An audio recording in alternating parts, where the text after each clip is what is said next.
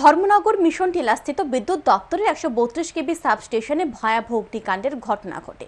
জানা যায়, মঙ্গলবার রাত্রি আনুমানিক 10:30টার সময় অগ্নিকাণ্ডের ঘটনা ঘটে। স্থানীয়রা আগুনের লেলিহান শিখা দেখতে পেয়ে দমকল বাহিনীর কর্মীদের খবর দেয়।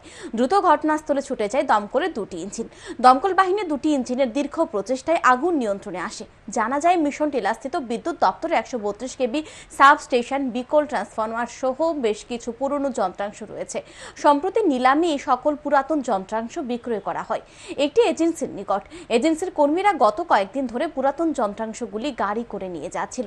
এরই মধ্যে মঙ্গলবার রাতে বিকল পুরাতন একটি ট্রান্সফরমারে অগ্নিসংযোগ ঘটে।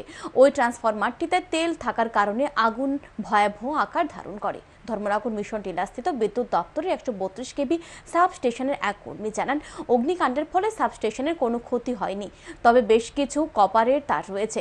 বিকল পুরাতন ট্রান্সফরমারে আগুন লেগেছে, তবে কিভাবে আগুন লেগেছে তা জানা যায়নি। ক্ষয়ক্ষতির পরিমাণ কত তাও জানা যায়নি।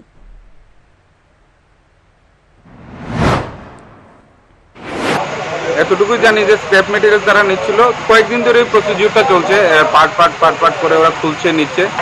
কিন্তু কিছুক্ষণ আগে আমাদের অফিস থেকে জানতে পারলাম, আমার এসএম স্যার ওখান থেকে জানালো যে একটা ইনসিডেন্ট হয়েছে আগুনের। ফায়ার সার্ভিসকে কল দেওয়া হয়েছে, তুমি একটু যেয়ে দেখো কি হয়েছে। তো এতটুকু শোনার পরে এখানে আসলাম আর কি।